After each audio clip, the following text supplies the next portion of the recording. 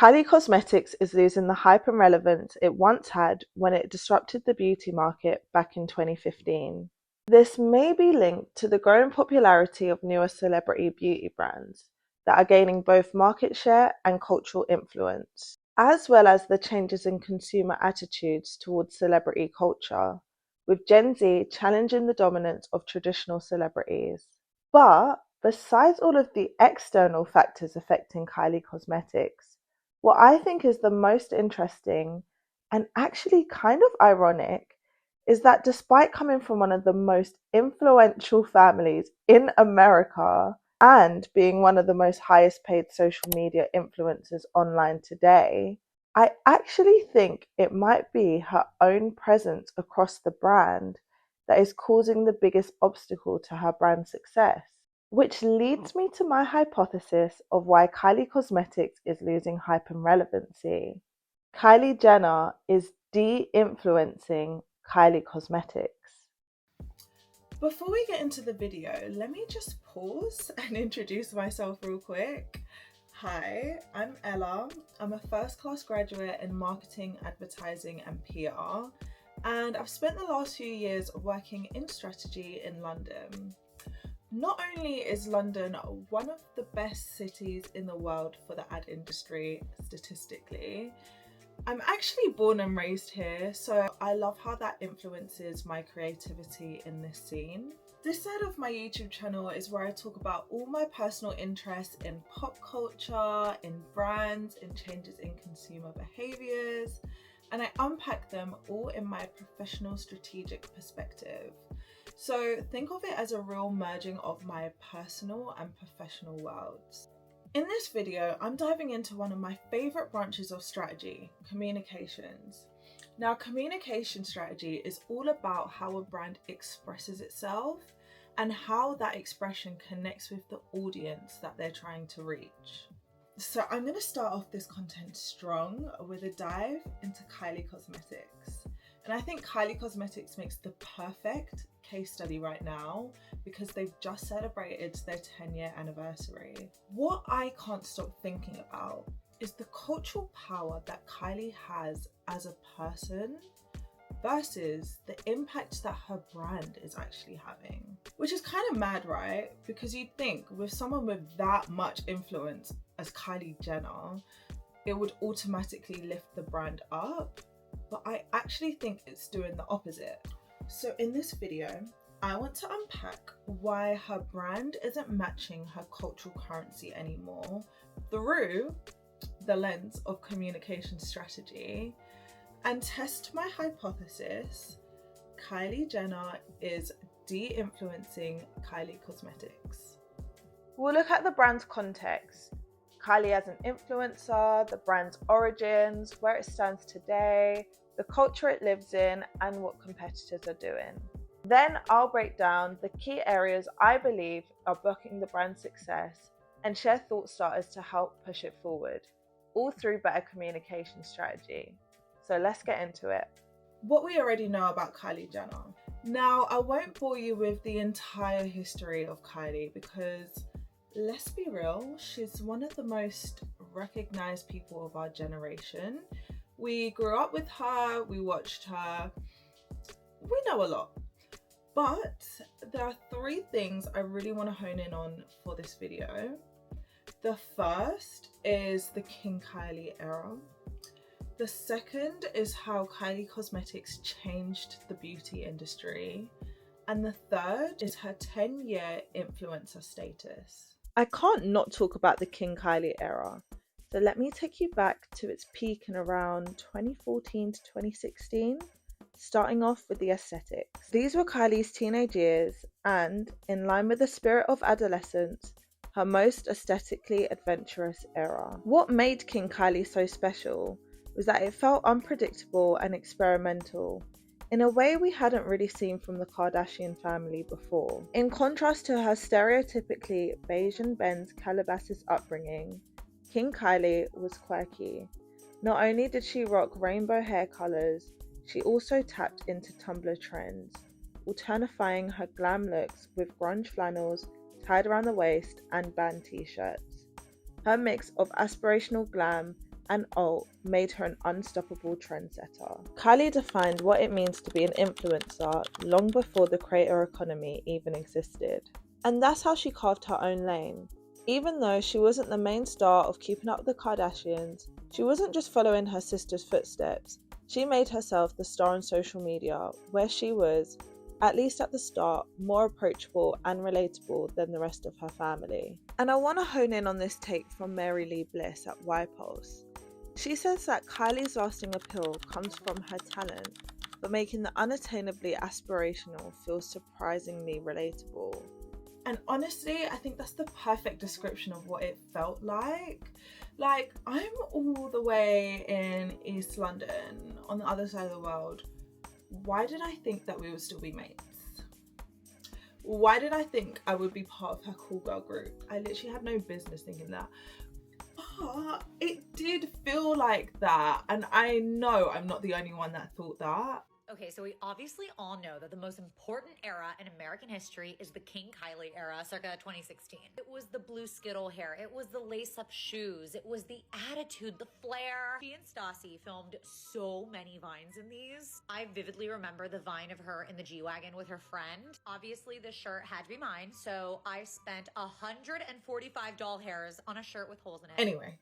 She turned that influence into a power move when she launched Kylie Lip Kits in 2015, which sold out in minutes. She said, "It's the most authentic thing I've done in my career.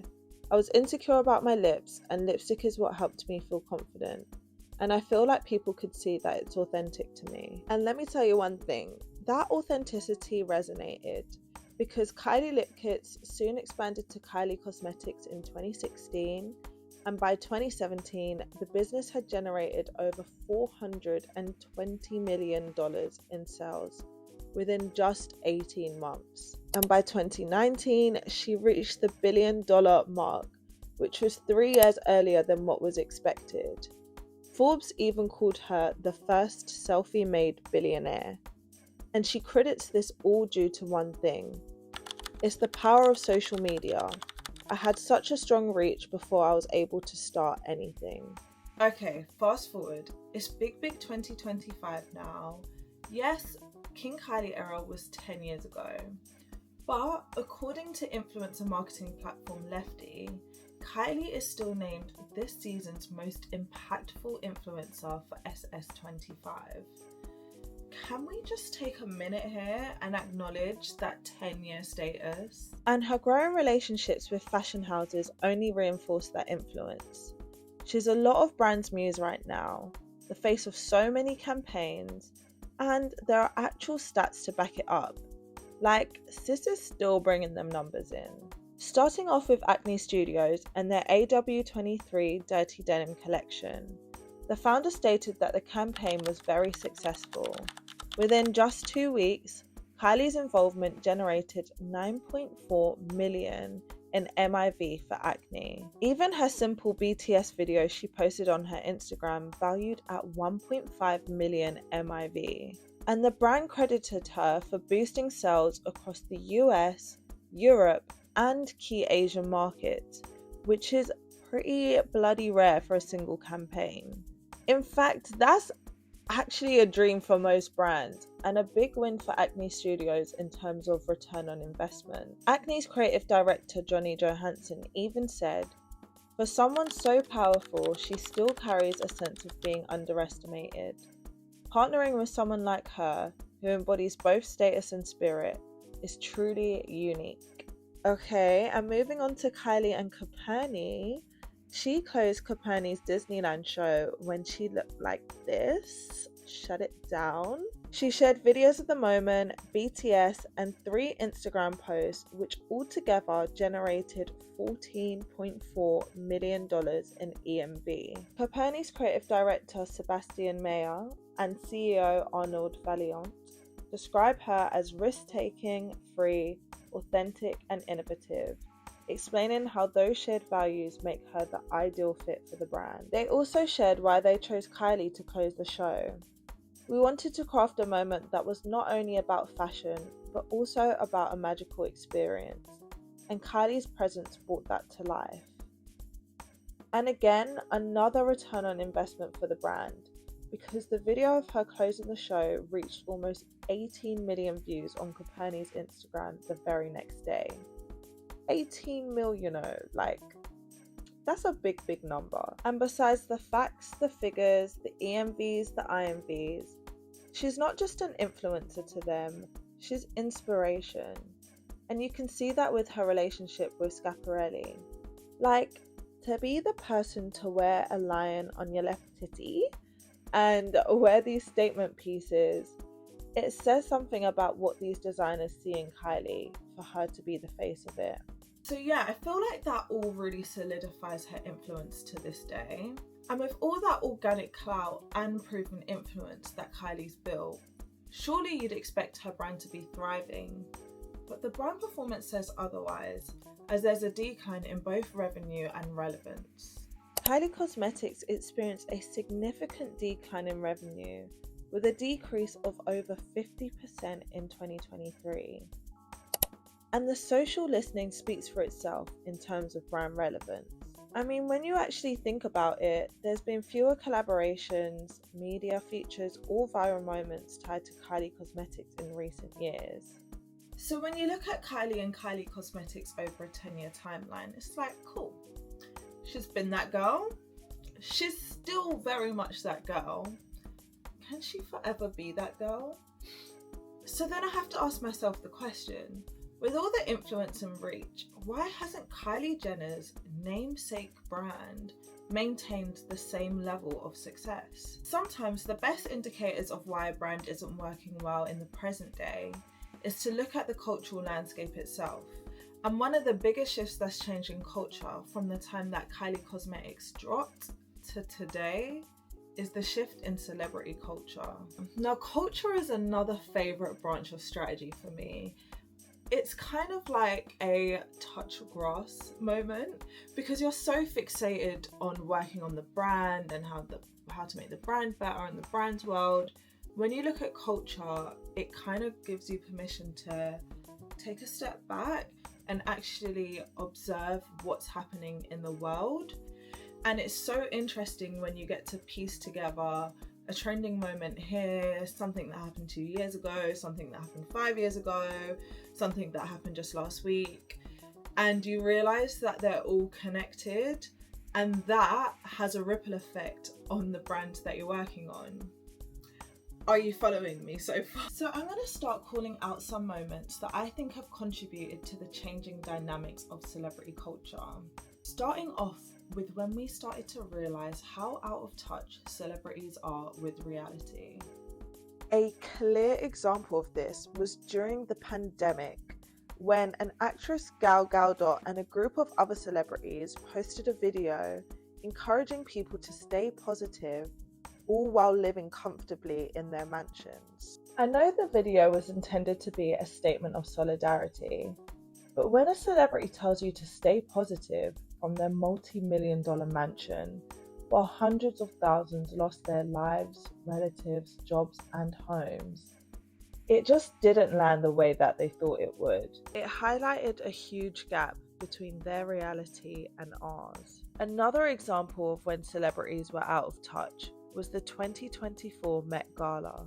Celebrities were paying $75,000 a ticket to attend and make appearances, all while the world was facing multiple crises.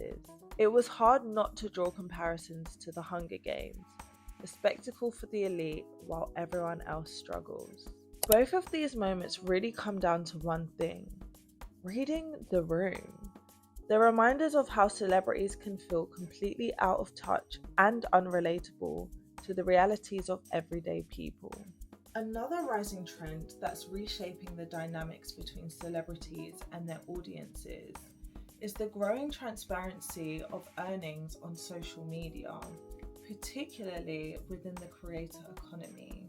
We've seen a whole new wave of content where talking about money just isn't a taboo topic anymore. You've got creators making it their entire strategy, asking random people on the street how much they earn. Excuse me, can I ask what you do for a living? I'm a banker, corporate banking. Can I ask roughly what you make in your line of work? Over 100k, over 200k? In that range. Then there are influencers openly sharing their own brand deal rates or monthly income. I charge $2,500 for Instagram stories. Let's talk about it. If anybody ever looks at you and tells you influencing is dying, maybe they're lying. Here's exactly how much money I made in my first ever month doing UGC as a complete beginner with barely any followers and no experience. Now, obviously, I'm not saying any of this to brag. I'm literally just explaining how I was able to make money and just share some tips with you so that you can also make money. Hi, I'm Emily and welcome back to Emily's Influencer Bootcamp, where I share all my tips, tricks, hacks on how to be a content creator. Today we are talking about rates. There's also people who work in influencer marketing sharing how much people earn for sponsorships. I'm pretty numb to the rates. I'm just like, oh, $30,000, that's nothing, here you go, whatever. But $30,000, that is a car. Some people, that's what they make in a full year. Yeah, it's just honestly so crazy how much creators can make, and I'm not knocking it. I'm just bringing awareness to the fact that we are paying people $30,000 to make one TikTok post. It's like a part of my job, the Instagram. Is there a thing that they say, look at the camera, or no, they don't care? No, they don't care. They just want to see my face and the product. Should I just pour it all over me? Then they owe you a lot more money. It's a great one. This one's really pretty. This one's good. This Just is cute. I like this. I think we got it. That's the vibe we're going for right now. And on top of that, audiences themselves are joining in, posting videos estimating how much influencers or celebrities must be earning from a single post, based on public data and engagement metrics. How much your favorite influencers get paid on TikTok. Today we have Katie Ritchie. How much our views are paying influencers. Today we're going to do Joey. He was requested on how much your favorite influencers are getting paid on TikTok. Today we have Katie Fang. How much your favorite creators are getting paid in 1 month on TikTok. This was by far the most insane one I've seen. $128,000. And on the lower end, it's going to be $81,000. On the lower end, $81,000. Also remember, that's just 1 month. Multiply it by 12 for the entire year. Plus, she has a YouTube channel, a podcast, I think, other links, Amazon storefronts, brand deals, a bunch of other incomes. Overall, there's been a huge rise in transparency around earnings. And whilst that comes with a lot of value, because I really do think our generation values honesty and knowledge sharing, it's also become a pretty sensitive topic, especially during a cost of living crisis. As a result of that, what we're seeing now is that people are starting to ask questions how much others are earning, particularly influencers and celebrities. And those questions are starting to sound a lot like this. Did they really earn this much for a single post? Do they deserve money like this? Another business venture? Really, how much more money do they need? Is this just a cash grab? Do you know how out of touch you have to be to film you unboxing 2 different cheetah print purses valued over $10,000 in this fucking economy? I know that she is not an ethical billionaire because there is no such thing as ethical billionaires. And as much as I love her music and as long as I've supported her, I cannot in good faith play into it anymore. I refuse. It's capitalistic, it's consumerism, it's unethical. 48 hours only while supplies last. It's a cash grab. She is the cash grab queen. I think the most powerful realizations to come out of all of this is the simple question, why should my engagement, a like, a comment, or a repost, directly boost their pockets? The craziest thing about celebrities is that we created them. The fame, the money, the glory, that all comes from having a large fan base. That means that celebrity won a bunch of people over, like us, normal people, to the point where we support them and we support them getting more money and influence. People are finally realizing that every small interaction online, even something as quick as a double tap, directly contributes to someone else's income. That awareness has created this new kind of tension online. I do not care how good your art is. There are other artists out there that are just as good as you. They just don't have the fan base. I'd rather move to them if they're going to use the influence that I give them for good. People are more cautious, more critical, and more selective about who they support and how. It's basically boycotting, but it's boycotting socially, if that makes sense. And that means that the celebrities that are out there that haven't been fully blocked, that haven't lost their full platforms yet, will need to change the way that they do things in order to continue to have the fan base that they need to, make money. And that's leading to a real shift in fan culture. It's no longer blind fandom, it's critical fandom. And another big thing is, I think we're pulling the masks of these celebrities off way more. We're learning how to separate the art from the artist. And I believe that's because of the rise of coverage of court cases. Celebrities are being exposed for their true actions and behaviours. They are not as glamorous as what we once thought that they were. Actually, some are genuinely monsters. We are not idolizing them as much as we used to because we're coming to terms with the fact that we do not know what goes on with them behind closed doors. And I think it makes it harder to be a loyal fan these days because we're scrutinizing each other more as to why we'll keep supporting these celebrities, knowing and seeing what they've done. If you're going to the Chris Brown concert this weekend in London, you're a big fat loser. Did you know he has been accused of rapes and further assaults? Yes, but I've heard that they've banished it. And so how does it all make you feel, I enjoy his music. I think he's an amazing dancer, and what he's done, I think he's paid enough for his problems or whatever. And I just go because I like his concert music, dancing. Yeah, I just find him, and he's pretty cute to look at. Take all what he's done, the domestic violence, the abuse, the violence, take all that away. It's amazing. He is. He's amazing, and I'll support him. I will. I literally could not believe my ears when I heard in this big 2025 someone defending Christopher Maurice Brown. Sad, obviously, it's horrible, but it's a long time ago. People can change. Yeah, I feel like nobody has the perfect relationship behind closed doors, and I feel like because he's in the limelight, he gets a lot more hate for it. And I'm not condoning anything he's done, but Rihanna has done an interview saying they were having a fight. So as far as I'm concerned, we're both as bad as each other, and we're just here for the vibes. So did you know that Chris Brown was convicted in 2009 of felony assault of his then girlfriend Rihanna? Yes, he's such a good dancer, and that would be wasted in jail. He's not going to have the space. I believe all women, but when the man can dance like an angel, we should maybe try and get his side of the story. Won a Grammy this year? Why would they give a Grammy to a bad man? No, they don't do that. They've never done that. We're holding them more accountable, we're holding ourselves more accountable. And you know what? That's actually great. That's actually a win for society.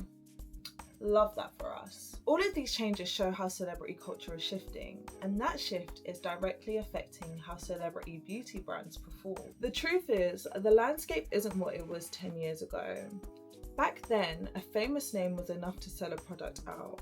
Now, there's way more scrutiny. A brand needs to stand for something. It needs a purpose beyond just the celebrity behind it. And the leading celebrity beauty brands right now, they've adapted to this change. Which brings me on to someone who has done this very well.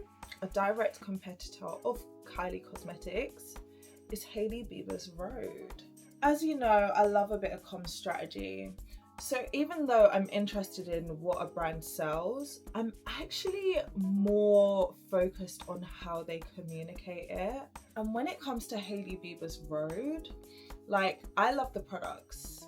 Got a couple of bits and bobs in my bathroom, do you know what I mean? But what's even more impressive is how she understands the audience. I just feel like she's so locked in with her audience, and we're locked in right back. She gets it, and we get it, and we love. you know? Earlier this year, you might have seen Rhode's billion-dollar deal with e.l.f. Beauty. Well, here's what the CEO of e.l.f. had to say about why the deal was worth every penny. I've been in the consumer space 34 years and I've been blown away by seeing this brand over time. In less than 3 years, they've gone from $0 to $212 million in net sales, direct to consumer only, with only 10 products. I didn't think that was possible. Rhode is more than just a celebrity brand. And he is not wrong. This YouTuber breaks down a little context on who Hailey Bieber is and how she gained her cult following. Growing up in Hollywood with a famous family and famous friends, Hailey became well known and talked about as she grew up. When she stepped into her career as a model, this really solidified her as a fashion inspiration to tweens and young girls.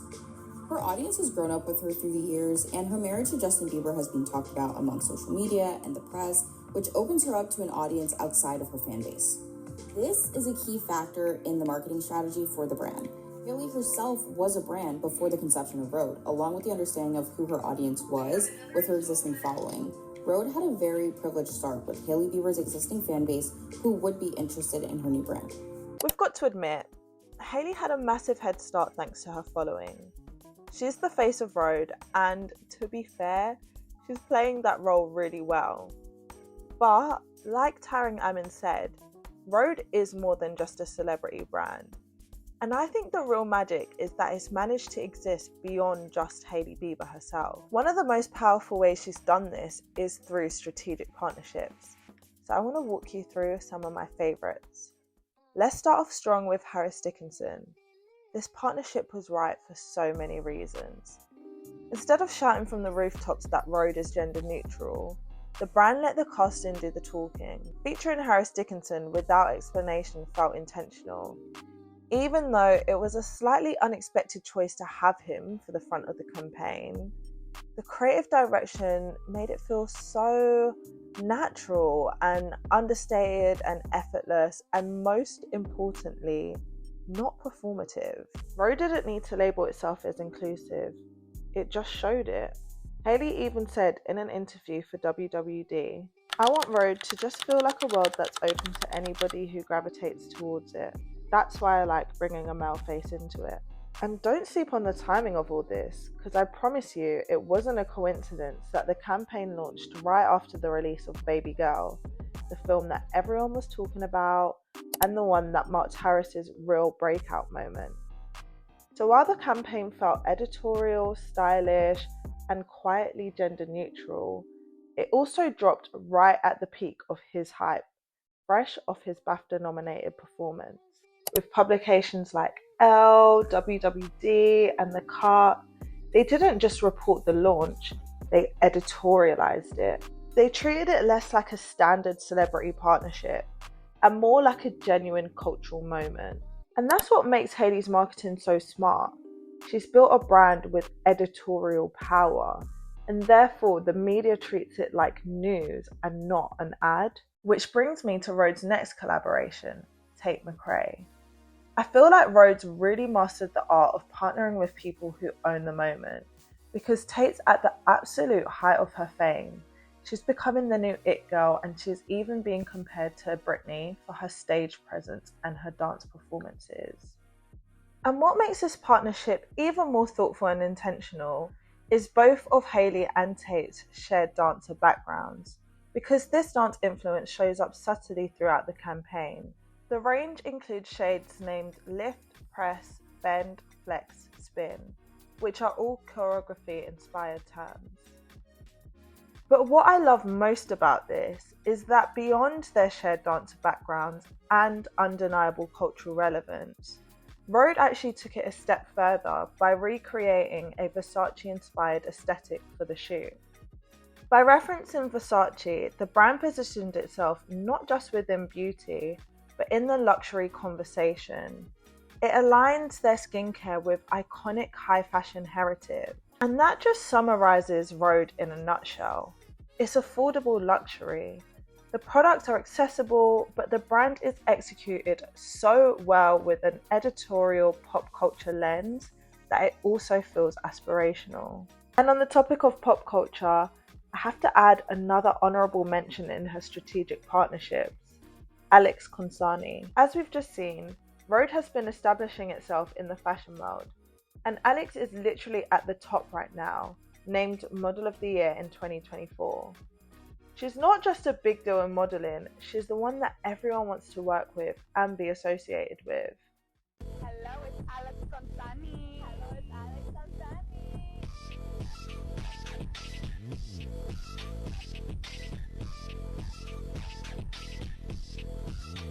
But at the same time, Alex is just a social media girly. So I think it's really intentional that Rhode chooses to feature her specifically on social campaigns. And beyond the strategic partnerships, what really sets Rhode apart is how the brand itself is shaping cultural moments, not just following them. From their collaboration with Krispy Kreme, to the signature phone cases, to immersive pop-up experiences, to their fixation with food marketing, Rhode is building a whole universe. I feel like I could talk so much about Rhode's marketing. And honestly, that is the dream for a comm strategist. You want people to talk about what you're doing and feel excited by it and want to be part of that world. And I feel like the more I look at Rhode's success, the more it highlights what's missing at Kylie Cosmetics. Because I can't lie, there's really just not that much to say about it anymore. There is actually another reason why I intentionally chose Rhode as Kylie Cosmetics' main competitor. And that's not just due to the brand's success. It's the fact that Hailey and Kylie come from the same backgrounds. And I'm not just talking about industry connections. They really go way back. They're long-term besties. So I just want to share my thoughts on this dynamic real quick. I have noticed that they've been making a lot more appearances together, especially in a work setting. So I really wonder, and by the way, this is just me being nosy now, what the conversations are like with Hailey and Kylie. I guess I'll never know, but I do have a feeling that their businesses are being discussed. And I low-key get a feeling that Hailey is trying to help out. I don't know. I also wonder what Kylie thinks about Rhode's success. Like, obviously I feel like she's got to be super supportive, but surely there must be some reflection there, especially when your friend who is from the same circle in the same fashion and beauty industries is just doing better. But let me stop being nosy and bring it back to business. Because if there's one key takeaway here, is that Kylie Cosmetics really doesn't have an excuse. Hailey's proof that even with generational wealth, celebrity status and cultural influence, you can still be relatable, relevant and aspirational to your audience. And Rhode's success proves that you can create a brand that's bigger than you as a person. So, with all that fire in my belly, let me take you to the final parts of the video. The areas I believe are holding Kylie Cosmetics back and how I think the brand can turn this around. Cool. I've identified 3 key areas that I think are blocking the brand's success. Number 1, it's too centered around Kylie. Number 2, the visual identity is lacking personality. And number 3, the brand story hasn't evolved. The first issue is that Kylie Cosmetics feels too centered around Kylie herself. Right now, the brand lives inside her brand world, but it hasn't really built a world of its own yet. That approach made sense when the brand first launched. Kylie was the story and she was the influence. But today, celebrity beauty brands have evolved. Consumers expect something deeper, like a world, a point of view, or a culture they can be part of. And that's where Kylie Cosmetics hasn't caught up yet. To build longevity, Kylie Cosmetics needs an identity that can live beyond Kylie. Something that still feels like her world, but one that consumers can belong to too. The opportunity is to evolve Kylie Cosmetics into more of a fashion beauty brand. That means leaning into fashion partnerships, creating more editorial style campaigns, and building a creative direction that reflects the cultural space Kylie herself now occupies. Because Kylie's already evolved, she's no longer just an influencer, she's part of the high fashion conversation. So it's just time for Kylie Cosmetics to catch up, to feel as confident, directional, and culturally relevant as she does. Number 2, the visual identity lacks personality.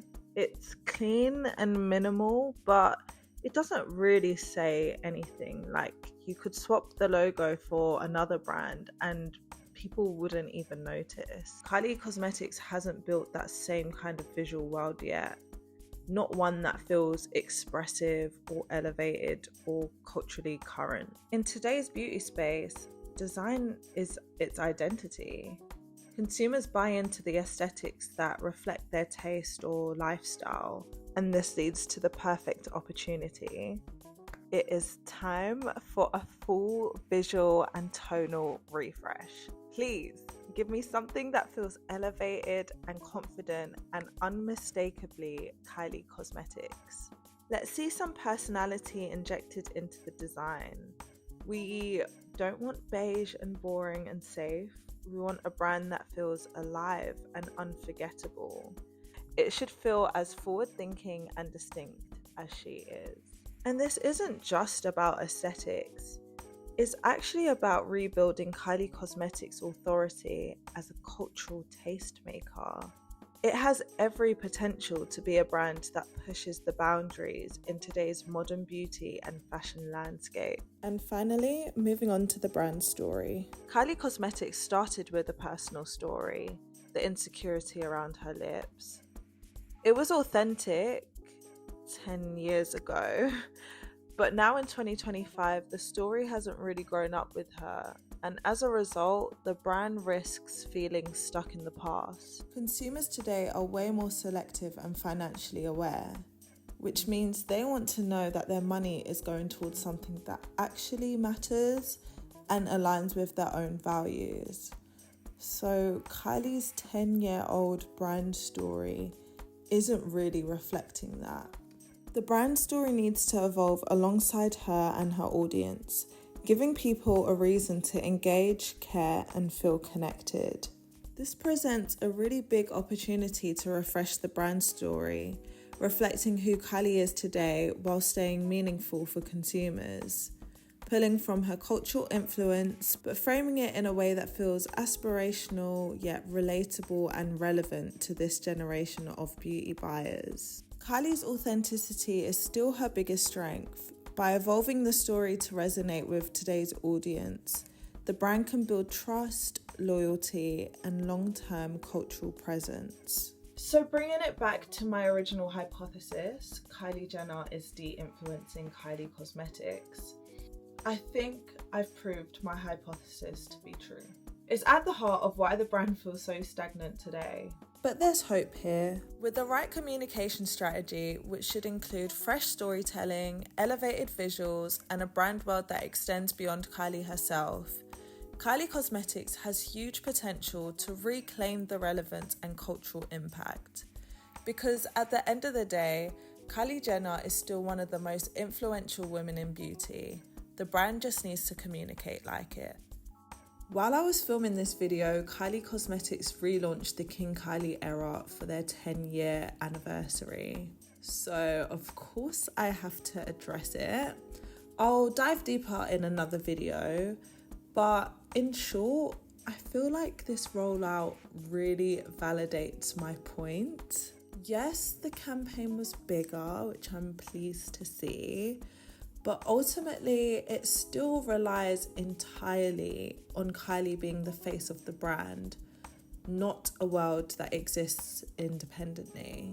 And even though I spoke about how iconic King Kylie was in 2016, this relaunch feels more like nostalgia than a strategy for the future.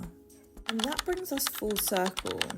Kylie Jenner is de-influencing Kylie Cosmetics, and in 2025, it is going to take more than fame to build a brand with longevity. And with that, we've come to the end of my video. I really hope you enjoyed watching. Please like, comment, share, and subscribe, as they say. And I'll see you around for the next one. Thank you.